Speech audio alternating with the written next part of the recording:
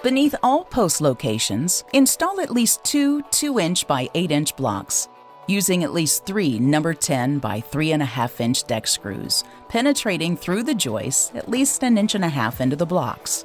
Screws are sold separately. Plumb and level the posts using leveling shims. Secure the posts in place with the appropriate fasteners, also sold separately. Remove stair cable guide assembly from packaging. Lay assembly on the ground near the post it will be inserted in. Unspool each loop of cable fully so they are free of kinks. Allow the cables to lay flat and straight on the ground. Identify stair cable guide A. This guide will be inserted first in the top stair post. Slide cable guide A assembly into the post. The bracket should be at the top and oriented downwards, and the bottom of the guide should bottom out on the post base. The cable will slide down the post through the open slot in the side of the post. Make sure the excess cable exits out of the top of the post. Guide B, to be used on bottom post, has a hole near the bottom. This is used in an upcoming step. While holding cable guide B, use a back and forth motion to stretch the cable and work guide B towards your lower post. Do this until the guide is past the lower post. Ensure an equal amount of excess cable remains on both guides. Be careful not to pull all the slack into one guide. If needed, you can redistribute the slack by loosening cables in the middle of the section and pulling excess in the direction needed. Insert cable guide B into the channel of the second post, ensuring that the excess cable feeds up and out of the top of the post.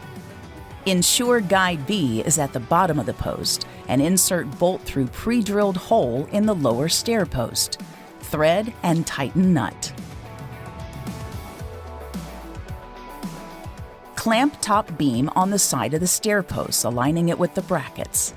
Mark the beam at the posts. Cut the top beam on that mark and on that angle. Please note, the top of the beam has the larger open channel. Be sure the beam is oriented the correct way before you clamp, mark, and cut.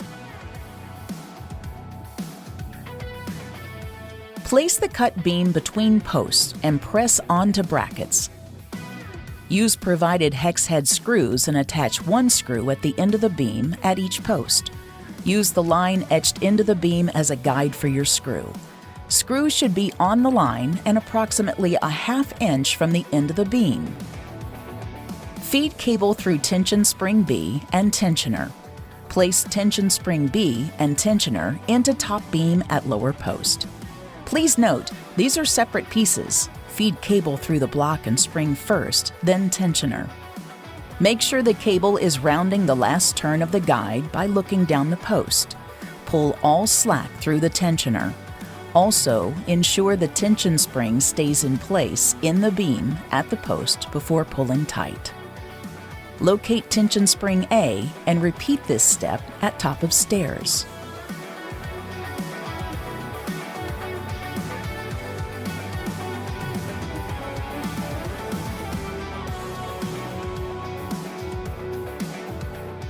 Pre-tension cable on guide A and B by pulling as much slack through the locker by hand.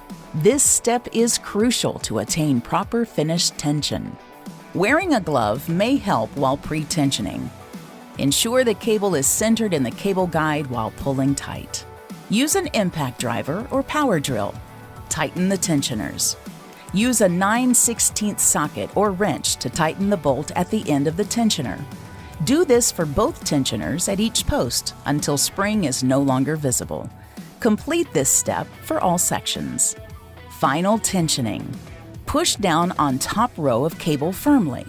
The spring near cable guide A should be visible once again. Using your drill and 9/16 socket, tension the bolt until spring is no longer visible. Complete same procedure for cable guide B, but push on bottom row of cable to loosen the spring. Cut excess cable, leaving approximately 12 inches remaining from each guide. This excess will remain in the top beam channel. Measure the length of the top of the installed top beam. Subtract 1.25 inches and cut the top rail to this dimension. Notice that this cut is straight, not at an angle. Place the cut rail over the beam and snap into place using a rubber mallet if needed. The post at the top of your stairs will use the cap adapter that is included with your bottom stair post. Fasten it to the cap before pressing it into place.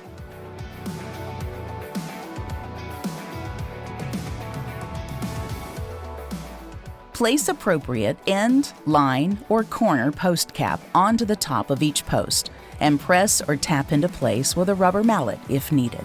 The mid-stair and bottom stair post cap include 2 screws. Press the cap into place and attach to post with these included screws. Install base trims on each post.